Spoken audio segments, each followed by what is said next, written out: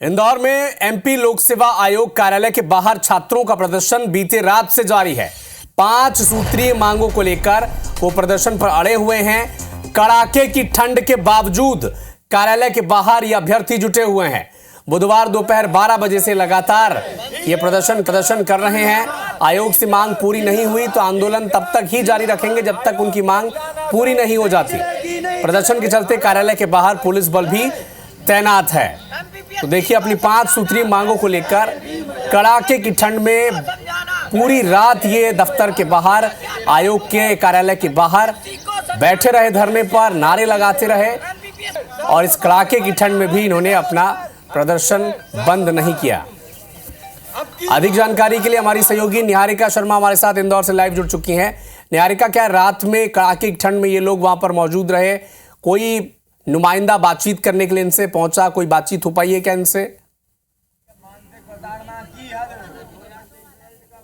जी देखिए, आपको बता दूं, कल दोपहर 12 बजे से लगातार अभ्यर्थी जो है वो प्रदर्शन कर रहे हैं। इंदौर के डीडी पार्क से लेकर आयोग तक उन्होंने अपनी जो रैली है वो निकाली और उसके बाद से लगातार यहाँ पर धरना देकर बैठे हुए हैं। आपको तस्वीरें मैं दिखा रही हूँ। अगर हम देखें तो दोपहर 12 बजे के बाद रात को कड़ाके की ठंड में भी वे लोग यहीं पर ही बैठे हुए थे और अभी भी हाथ में तख्तियां लेकर वे लोग यहीं बैठे। 5 सूत्रीय मांगों को लेकर इन लोगों का प्रदर्शन जारी है, जिसमें से एक सबसे बड़ी मांग ये है कि 87:13 का जो रेशियो है, जिसके ऊपर इन लोगों के रिजल्ट जो है वो जारी होते हैं, वो बंद होना चाहिए। 100% रिजल्ट जो है उसके आधार पर इनका रिजल्ट जो है वो जारी होना चाहिए और उसी के साथ में कहीं पर कॉपियां दिखाने की बात, कहीं रिजल्ट जारी करने की बात और उसी के साथ अन्य मांगे जो है उसे लेकर लगातार प्रदर्शन पर अड़े हुए हैं। क्या कुछ पूरा मामला है वो बताने के लिए अभ्यर्थी भी खुद यहाँ पर मौजूद है।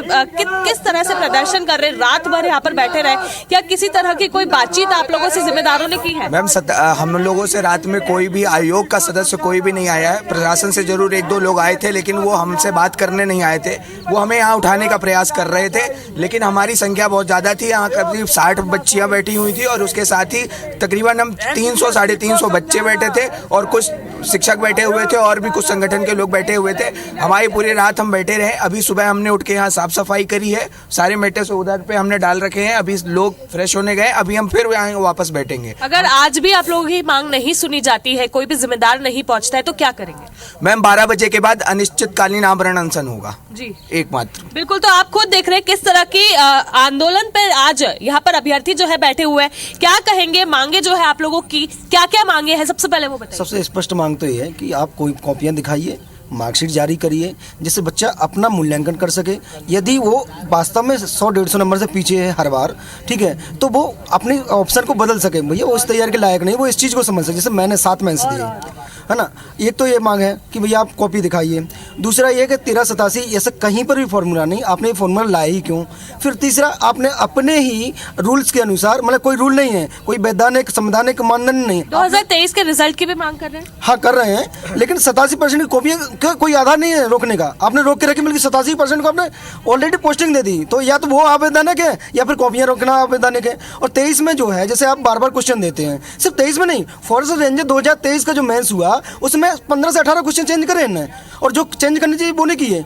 और उससे जो बच्चे अंदर थे वो बाहर हो गए और जो बाहर थे वो अंदर हो गए। क्यों? बिल्कुल। परीक्षा की प्रक्रिया जो है उसमें भी बदलाव करने की मांग है आप लोग की। किस तरह का बदलाव चाहिए? जो परीक्षा की प्रक्रिया में जो 87-13 वाला फॉर्मूला है उसको 100% पर रिजल्ट जारी करना चाहिए। और परीक्षा की प्रक्रिया एक तो ये है कि मतलब बहुत टाइमली रिजल्ट देते हैं। जैसे मान लो अभी 2022 का रिजल्ट भी है, अभी 2025 में जारी होगा, तो 3-4 साल तक मतलब जो पेंडिंग कर देते हैं रिजल्ट। तो बच्चा क्या है कि 3-4 साल तैयारी करने में लगा रहता है। रात भर आप लोग यहाँ बैठे रहे, क्या किसी तरह की सुविधा आपको प्रशासन ने दी या फिर आयोग की तरफ से कोई बातचीत हुई? प्रशासन की तरफ से हमको कोई सुविधा नहीं मिली।